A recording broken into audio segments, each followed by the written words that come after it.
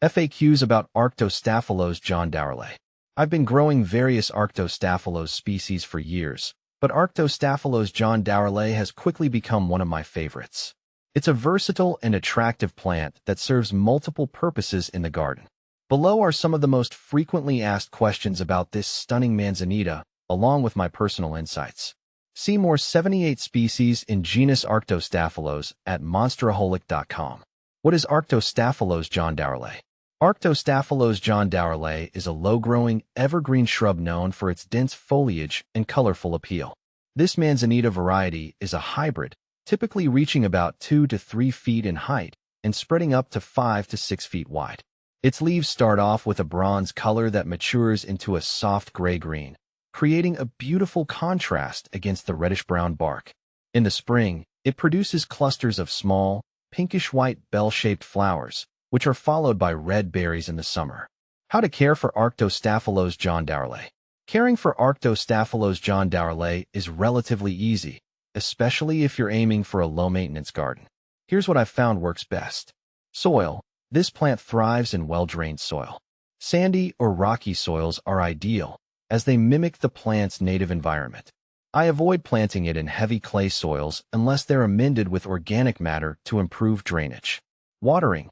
Once established, Arctostaphylos John Dourley is drought-tolerant. However, during the first year after planting, I make sure to water it regularly to help the roots establish. After that, I water only during extended dry periods. Sunlight. Full sun is crucial for this manzanita to thrive. It can tolerate some light shade, but too much shade may result in leggy growth and fewer flowers. Pruning. I don't prune this plant often, but when I do, it's to maintain its shape and remove any dead or damaged branches. Late winter or early spring is the best time for pruning. Fertilizing. This plant doesn't require much in the way of fertilizer. In fact, too much fertilizer can harm it. I might add a little compost around the base in early spring, but that's about it. How to propagate Arctostaphylos John Dourley.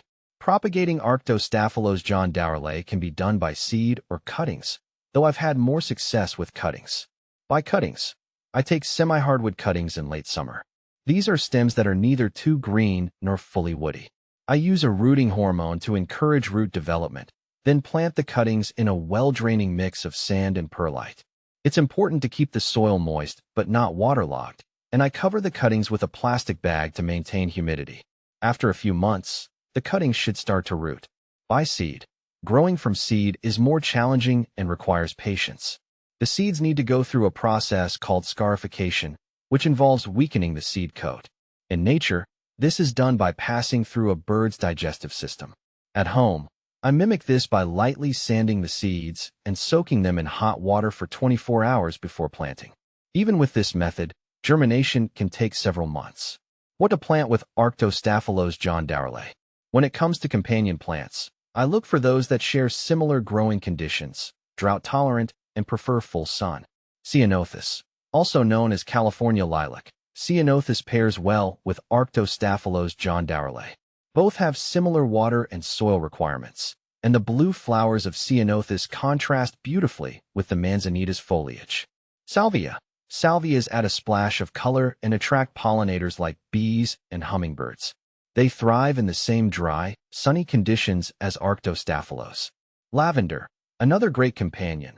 Lavender's silver foliage and purple flowers complement the bronze-green leaves of Arctostaphylos John Dourley. Plus, it's just as low maintenance. How to use Arctostaphylos John Dourley in the landscape. In my garden, Arctostaphylos John Dourley serves multiple purposes. Its low-growing, spreading habit makes it an excellent ground cover. I've planted it on slopes to control erosion, where its dense roots help stabilize the soil. It's also perfect for rock gardens or dry borders, where its evergreen foliage provides year-round interest. The reddish-brown bark adds texture and color, especially in the winter months when many other plants are dormant. Is Arctostaphylos John Dourley toxic? One of the most common concerns about plants is whether they're toxic, especially if you have pets or small children.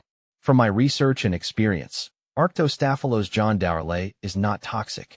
The berries are edible, though they're not particularly tasty for humans.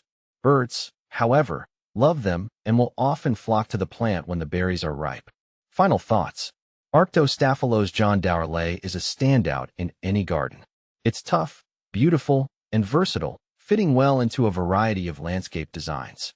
Whether you're looking for a ground cover, a focal point, or a plant to attract wildlife, this manzanita won't disappoint. Plus, its low-maintenance nature means you can enjoy its beauty without a lot of work.